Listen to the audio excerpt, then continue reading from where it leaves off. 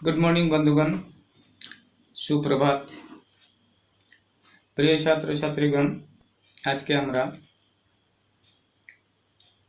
অষ্টম শ্রেণীর পাঠ্যপুস্তক সাহিত্য বাংলা সাহিত্য অঙ্কুরণ অষ্টম ভাগ থেকে একটি কবিতার উপরে আলোচনা করব।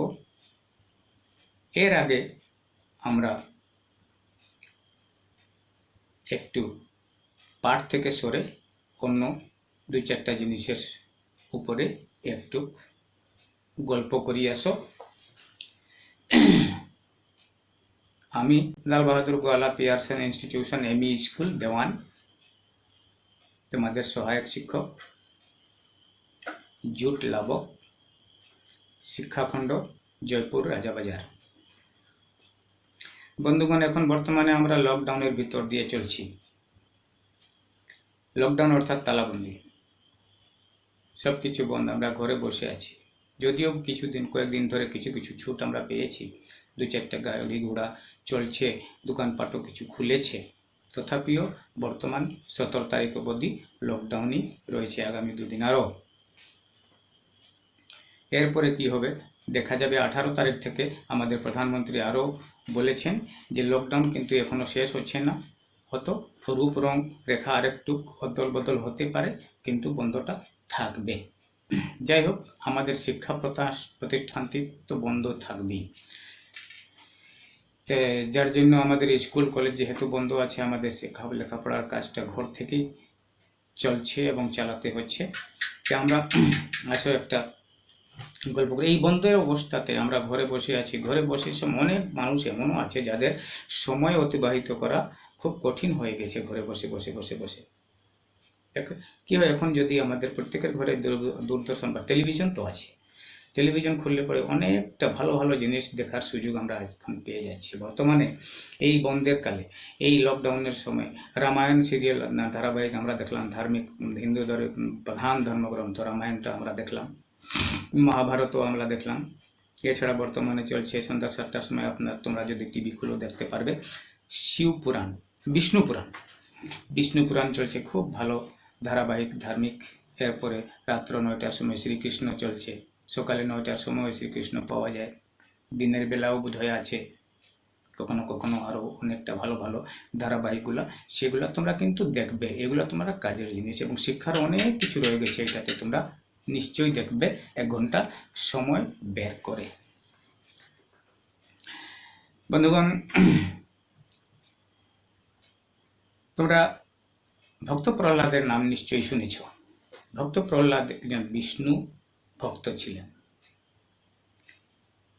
কিন্তু তাহার পিতা, যাহার নাম ছিল হিরণ্যকশিপু একজন বিষ্ণুর শত্রু ছিলেন। এইদিকে তাহারই ছেলে ভক্ত প্রহ্লাদ বলা হয় তাহাকে, তিনি ছিলেন আবার বিষ্ণুর ভক্ত। হিরণ্যকশিপু এরা 2 ভাই ছিলেন, বড় ভাই হিরণ্যকশিপু এবং ছোট ভাইয়ের নাম হিরণ্যাক্ষ। তো হিরণ্যকশিপুকে অনেক সময় হিরণ্যকশ্যপও বলা হয়, অনেকে বলে। হিরণ্যকশ্যপ এই কারণে বলে কারণ তাহাদের পিতার নাম ছিল কশ্যপ, ঋষি কশ্যপ ঋষির ছেলে বলে তাহার নাম হিরণ্যকশ্যপ। কিন্তু আমাদের বইয়ে উল্লেখ আছে, যে পাঠটি আজকে তোমাদের সাথে পড়বো সেই পাঠে উল্লেখ আছে হিরণ্যকশিপু। বড় ভাইয়ের নাম হিরণ্যকশিপু, ছোট ভাইয়ের নাম হিরণ্যাক্ষ। হিরণ্যাক্ষ এবং হিরণ্যকশিপু বহুত অত্যাচারী রাজা ছিল, তারা দৈত্যরাজ, রাক্ষস বংশের রাজা, বহুত অত্যাচারী ছিল। তো হিরণ্যাক্ষকে ভগবান বিষ্ণু যখন বরাহ অবতার নিয়েছিলেন, বরাহ অবতার নিয়েছিলেন, সেই অবতারের সময় তিনি বধ করেছিলেন হিরণ্যাক্ষকে। ছোট ভাই হিরণ্যাক্ষকে বধ করার কারণে মানে বড় ভাই হিরণ্যকশিপু মনে মনে একটা দেশ হিংসা ভাব, একটা রাগ বা তাহার ভিতরে রয়ে গেছিল, বদলার ভাবনা, যে তিনি একদিন না একদিন এই বিষ্ণুর কাছ থেকে তাহার ভাইয়ের মৃত্যুর বদলা নেবেন। যার কারণে তিনি বিষ্ণুকে কখনো পূজা করতেন না, বিষ্ণুকে মানতেন না এবং বিষ্ণুর ঘোর বিরোধী ছিলেন। যার জন্য আজকে তাহারই ছেলে যখন বিষ্ণু ভক্ত, তাহার ছেলের সাথে আবার তাহার বলতেছে না। তিনি তাহার নিজের ছেলে, কয়াধু তাহার পত্নীর নাম, কয়াধুর 4 পুত্র, সবচেয়ে ছোট্ট ছেলেটার নাম প্রহ্লাদ। এই প্রহ্লাদ যে বিষ্ণু ভক্ত, এইদিকে পিতা হিরণ্যকশিপু বিষ্ণু শত্রু, তিনি প্রহ্লাদকে বহুতবার জানে প্রাণে মারার চেষ্টা করেছেন, কিন্তু প্রত্যেকবার তিনি ফেল হয়েছেন, অসমর্থ হয়েছেন। তো আজকে নিজের সন্তানকে হত্যা করার চেষ্টা, এদিকে মা, একজন মা তো মাই, মা কেমনে চাইবে তার ছেলের হত্যা হোক। সে মহারাজের কাছে তথা তাঁর স্বামীর কাছে গিয়ে হাত জোড় করছে, বিনতি করছে, প্রার্থনা করছে যেন তাহার ছেলে প্রহ্লাদকে ক্ষমা করা হয়, যেন তার প্রাণ মৃত্যুদণ্ড তাহাকে যেন না দেওয়া হয়, তাহাকে প্রাণে যেন না মারা হয়, হত্যা যেন না করা হয় বলে তিনি পুত্র ভিক্ষা চাইছেন নিজের স্বামীর কাছে।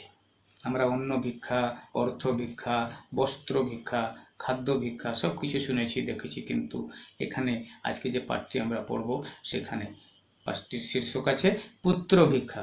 বহুত বিচিত্র নাম এবং করুণ নিশ্চয়ই। পুত্র ভিক্ষা কত বিচিত্র নাম। কয়াধু প্রহ্লাদের মা এই পুত্র ভিক্ষা চাইছেন নিজের স্বামী অর্থাৎ প্রহ্লাদের বাবার কাছে, দৈত্যরাজ হিরণ্যকশিপুর কাছে। আজকে আমরা সেই একটি কবিতা, অষ্টম শ্রেণীর ছাত্রছাত্রীরা তোমরা তোমাদের পাঠ্য সাহিত্য, হিন্দি সাহিত্য বই অঙ্কুরণ অষ্টম বইটি বের করো এবং 50 নম্বর পাতায় পৌঁছে যাও। 50 নম্বর পাতায় পৌঁছে গিয়ে একটি কবিতা পাবে যেটার শীর্ষক আছে পুত্র ভিক্ষা, এবং যে কবিতাটি রচনা করেছেন ওনার নাম আছে কবি মানকুমারী বসু। এই কবিতাটি আমরা আজকে পাঠ করব এবং বুঝতে চেষ্টা করব। তবে তার পূর্বে আরেকটি বহুত জরুরি এবং ইম্পর্ট্যান্ট গুরুত্বপূর্ণ কথা আমি তোমাদের সাথে আলাপ করতে চাই, সেটি তোমরা খুব ধ্যান দিয়ে শুনবে। বন্ধুরা, এটা একটা ধর্মের উপরে পৌরাণিক বিষয়ের উপরে, গল্পের উপরে কবিতাটি আছে।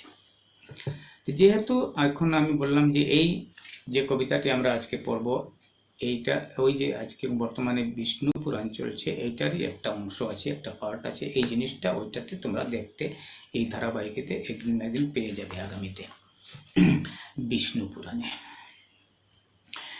তো এই যে বিষ্ণু পুরাণ হোক, শিব পুরাণ হোক, শ্রীকৃষ্ণ হোক, রামায়ণ হোক, মহাভারত হোক, বা যে কোনো ভালো লেখকের বই, মহাপুরুষের বই, ভালো ভালো গল্প, কবিতা, এগুলা বই সবসময় তোমাদেরকে আমি পড়ার জন্য বারবার অনুরোধ করব, উপদেশও দেব।